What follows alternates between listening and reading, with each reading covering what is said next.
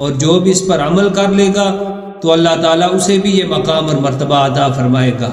اس کا یہ اثر ہوگا کہ مردہ جو دل ہیں وہ بھی زندہ ہو جاتے ہیں۔ اور وہ آپ کے قریب آیا اور اس نے کہا کہ ہے لقمان حکیم، آپ تو فلاں شخص کے غلام تھے؟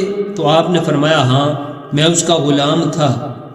اور پھر اس نے کہا کہ آپ اس کی بکریاں چرایا کرتے تھے؟ آپ نے فرمایا ہاں، میں بکریاں چرایا کرتا تھا۔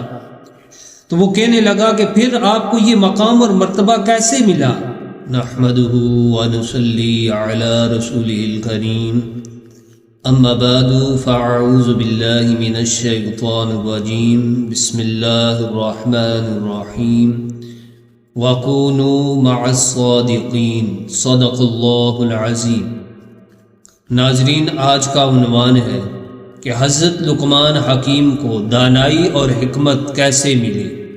حضرت لقمان حکیم وہ عظیم ہستی ہیں کہ آپ کی نصیحت لبریز باتیں سماعت کرنے کے لیے لوگ دور دراز علاقوں سے جمع ہوتے اور آپ کے ارد گرد ایک ہجوم ہوتا۔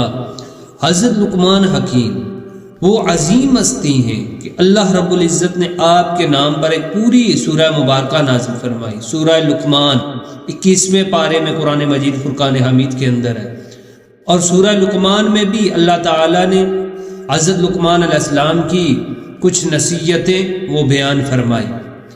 ناظرین، حضرت لقمان حکیم کو دانائی حکمت کیسے ملی، اس پر محدث امام عبد الرحمن بن عبد السلام السفوری الشافعی رحمہ اللہ تعالی اپنی کتاب نزہۃ المجالس میں یہ تحریر فرماتے ہیں کہ ایک مرتبہ حضرت لقمان حکیم مجلس میں بیٹھے ہوئے تھے اور آپ کے اردا گرد ہجوم ہی ہجوم تھا، لوگ ہی لوگ تھے، دور دراز علاقوں سے لوگ آئے ہوئے تھے آپ کی حکمت اور دانائی بڑی بڑی باتیں سماعت کرنے کے لیے۔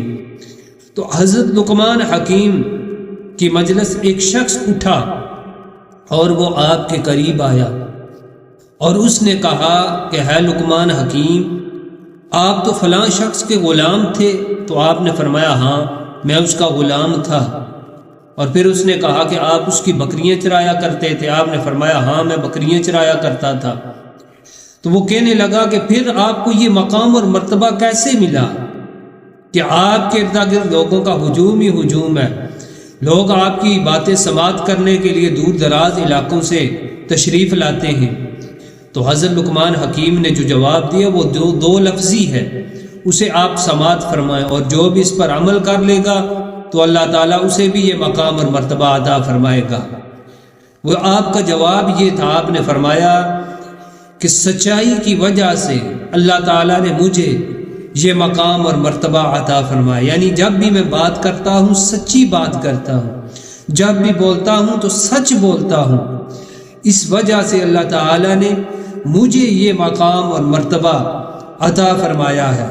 اور آپ نے فرمایا کہ غیر ضروری بات میں اپنی زبان سے نہیں نکالتا، اور جب بولنے کی ضرورت ہوتی ہے پھر میں خاموش بھی نہیں رہتا۔ حضرت لقمان حکیم آپ ایک شخص کے غلام تھے، آپ بکریاں چرایا کرتے تھے، تو سچائی کی وجہ سے اللہ تعالیٰ نے آپ کو حکمت اور دانائی کی نعمت سے مالا مال فرما دیا۔ حضرت لقمان حکیم وہ عظیم ہستی ہیں جن پر اللہ تعالیٰ کا یہ خاص کرم تھا کہ اللہ تعالیٰ نے آپ کو حکمت اور دانائی عطا فرمائی۔